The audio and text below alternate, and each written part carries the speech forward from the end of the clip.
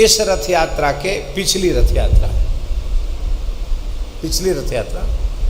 माने ये जो रथ यात्रा हुई, इस रथ यात्रा से पिछली रथ यात्रा।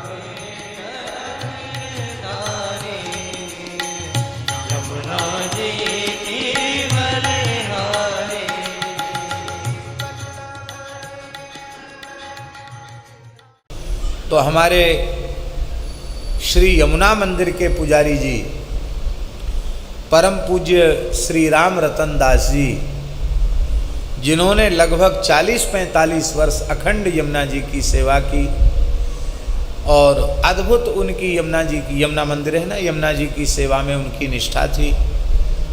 अपने आरंभिक जीवन में अपने गुरु स्थान में ललितपुर नरसिंह मंदिर में रह के भी बहुत सेवा की उन्होंने। कामधेनु घुमाते थे, उससे ठाकुर जी को भोग लगता था, संतों की सेवा होती थी। और यहाँ अखंड वृंदावन वास करते हुए उन्होंने यमुना जी की सेवा की। जगन्नाथपुरी नहीं गए थे,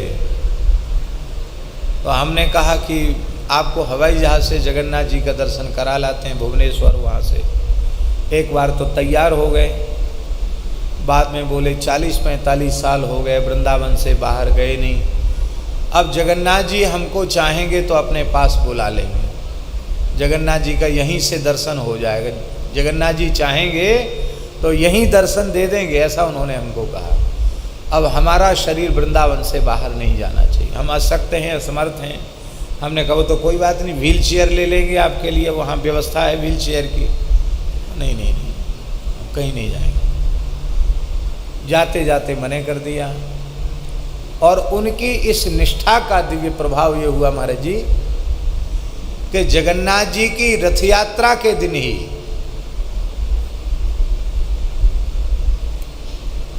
इस बार जगन्नाथ जी की रथ यात्रा हुई ना,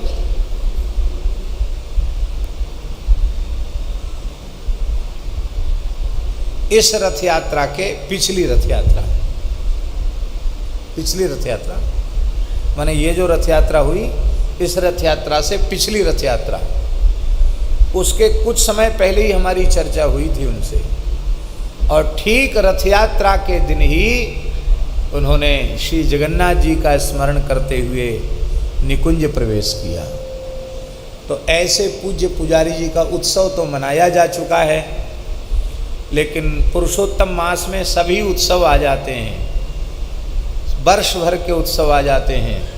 तो पुरुषोत्तम मास के उत्सव विधान के अनुसार कल पुरुषोत्तम मास का जगन्नाथ रथ यात्रा महोत्सव है। क्या है? तो यहाँ हमारे राधा वल्लभ लाल जी में, वल्लभ कुल के मंदिरों में, सब जगह कल रथ यात्रा का विधान है। तो इस भाव से श्रद्धेय पुजारी श्री राम रतन दास जी का रथ यात्रा का पर्व मान करके उनकी फोटो यहाँ अंकित है। वो उधर बाबा श्री ठाकुर दास जी के निकट जो जिनकी फोटो है उनका